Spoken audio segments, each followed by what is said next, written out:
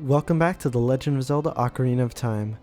Last time we did some side questing along with getting to the dungeon, and now this part is pure unadulterated 100% dungeon. We have to drop a fish in front of Lord Jabu Jabu's mouth in order for him to Kirby inhale us.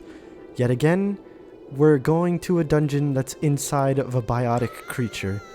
That was pretty redundant using biotic and creature in the same sentence. Anyway, this one actually looks biotic. There's innards and you actually exit by going towards his teeth. And the enemies aren't very orthodox. I think this is a place that has a lot of exclusive enemies actually. The Octoroks of course are normal, but these bubbles here, they're not called bubbles, I forget the name, but they're bubbles, like physically. If you run into them they pop, if you slash them with your sword they pop, but if you try to shoot your slingshot at them, it won't do anything, it'll just bounce off harmlessly. And now we are introduced to the best weapon in the game, Princess Ruto. The reason I say best weapon we'll get into in a little bit. But she is the princess of the Zoras, and she's not a very personable person. Zora, fish girl. She claims that the letter in the bottle that we found wasn't hers, and even though her father is deeply worried about her, she doesn't care because she's looking for something very important. But she idiotically falls through this weird hole. I guess this would be Jabu Jabu's stomach. Considering the layout of this temple, it's the top floor that we were just on looks kind of like a fish in the way that it's structured. Like the front is the head, the back kind of has a tail-like thing to it, but the rest of it is not at all accurate to fishes, or well, Jabu Jabu isn't a fish, a whale's anatomy, I suppose. Since Ruto is lazy, what we're gonna have to do is carry her throughout a lot of the dungeon. And this is the reason why I say she's a weapon. You can throw her at things and she's completely invincible. If you throw her at something, it'll probably kill it. If, however, she is in water that is too high, so basically water that will cause Link to swim, she'll teleport to the area that she was in just before, like where you find her. Well, not where you find her, where you get her to be carried. These enemies right here, these stingray-like things, not the bubble, you have to approach them, and once you do, they will pop out of the water. In order to attack them, you have to shoot your slingshot at them. I keep saying shoot your slingshot. Use your slingshot to shoot seeds at them. There's a gold Skulltula here. The switch in the center will raise the water level so that we can actually swim up and get to this Skulltula. If you leave her in the water in this area, which I actually have done quite a few times, at least when I was younger and naive, she will disappear and return to the previous room. There's a fairy in this pot here if you want to capitalize on that. Just in case you're, I don't know, doing a 3-heart run, because honestly this dungeon isn't very hard. The first 3 aren't. I realized that I called it a temple before. It's not a temple, it's a dungeon. And Ruto isn't just used for killing enemies, you can also use her to hit switches. Right here, there's this uvula type thing. I don't know why this has 2. I don't know if the Hylian whale has different anatomy from a regular whale, but he has a second uvula that acts as a switch. Apparently, Jabu Jabu isn't normally like this, according to Ruto. There's weird electric jellyfish everywhere, and weird pits that shouldn't be there, and it's not a fun time. It's even weirder in the Master Quest version. I'm not gonna be playing the Master Quest version, at least right now, maybe when I'm a bit more popular, I should say. And when I get a 3DS capture card, because I'd rather play on the 3DS. But in Master Quest version, there's a lot of cows in here. Like half-digested cows that are sticking out of the walls, I guess you could call it. of Jabu Jabu, and that's pretty gross. It's like they feed him cows in order to, I don't know, sustain him. And you have to actually hit the cows with your slingshot bullets as switches. Like, they function as switches. It's so weird. Anyway, in this room, it's basically a gauntlet. There's a bunch of those flying stingray type things, and you need to shoot at them and kill them. The switch right outside of the room, Navi makes a comment on it. She says that the switch isn't a regular switch. It's a switch that requires the weight of more than one person in order to push down. I haven't really tested that if you like bring a box or something along, because there are boxes in the second room of the dungeon. If you bring one along, if that'll count, but if you bring Ruto here and set her down at the entrance, well, not set her down at the entrance, if you just step on the switch while carrying her, you'll be able to push it down. And after killing all the enemies, we get an item. One of my favorite items in the Zelda series, and I actually own one of these, though I'm not particularly good at using it. It's the boomerang. You throw it and it comes back to you. And if you throw it at an item, it'll come back to you as well. That's what I was talking about before with the pieces of heart right outside Zora's domain. If you shoot your boomerang at it, then it'll come right back with the piece of heart in tow. And you could also use it to collect gold Skulltula tokens, which is the most it's used for, I think. Like, that's the most useful thing you could get out of it. These enemies right here, they kind of remind me of... I don't remember the name of the enemy, but it's like in A Link to the Past, I'm pretty sure. If you hit them with the boomerang or touch them, they die. That's the case with the bubbles too. The boomerang is what they're weak to. And this weird tentacle thing here, you need to hit it with the boomerang in order to get it to die. And Navi calls it a tail, but it's clearly a tentacle, or a tendril, I guess. In order to get into this room, you need to set Ruto down outside. And usually if you set Ruto down and go into a different room, she'll return to the place where you first picked her up.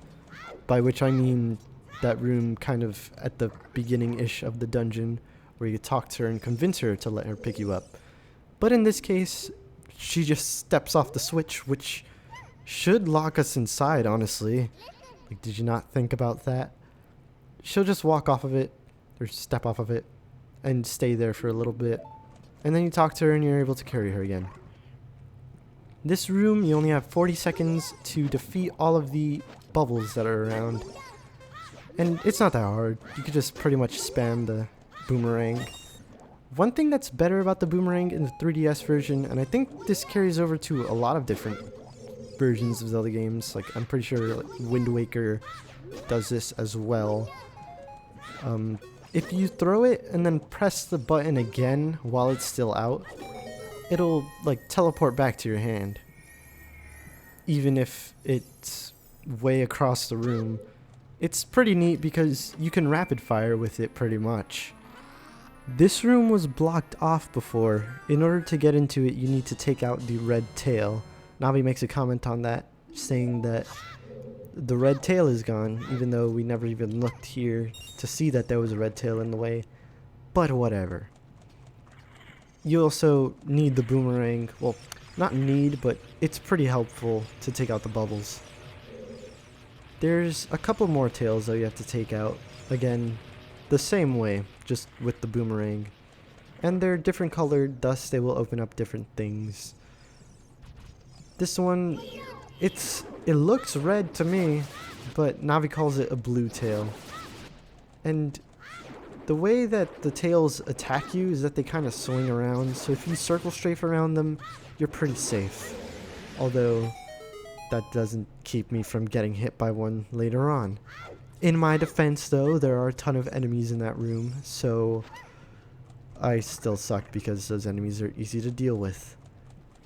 This area that we're walking in right now, you see that the walls kind of have a flow to them.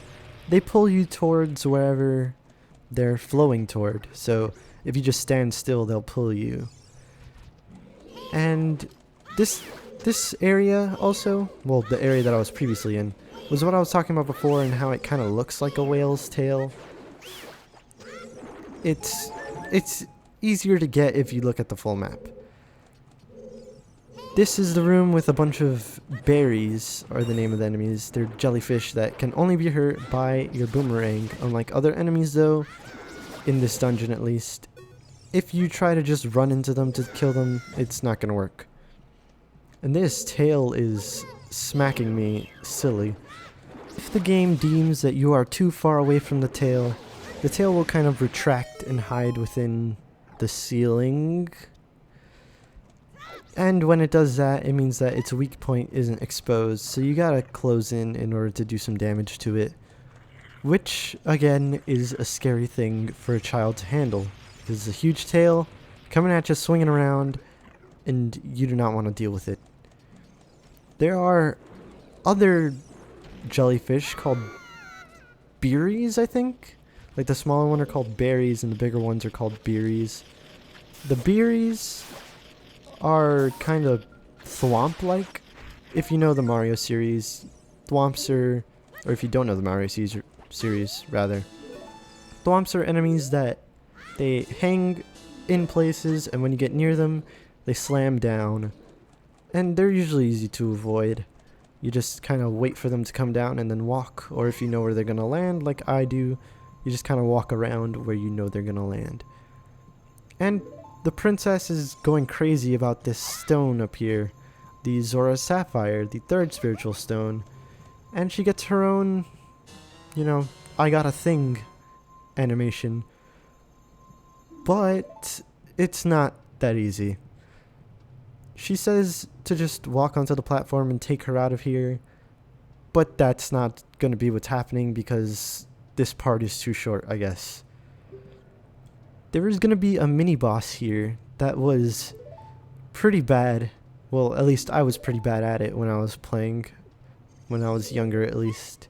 Now I've gotten it down, but the platform goes up without us, and there's an octopus, of course, it's always an octopus. And now it's replaced, well, Ruto's replaced by a big octo. This enemy is not a fun one to deal with. He walks around the arena pretty fast, and the goal is to hit him on his back when he's stunned. If he's not stunned, I don't think that green light on his back is exposed. One jump attack with a Deku Stick will kill him. Although in the 3DS version, I think it's 2 jump attacks. They might have either given him more health or made the Deku Stick weaker. I'm not sure, but it takes longer, which sucks because the way I deal with it is mostly luck based. I kind of hope that while he's spinning and he gets hit by the boomerang, it lands in a spot that I'm able to hit him. And that's honestly the best way that I've come up with, because usually he's too fast when it comes to running around the arena to get back to him. Like, he'll only stay stunned for a short amount of time, and then by the time you've gotten about halfway around the arena, he's gonna turn around and start running toward you, which kinda sucks.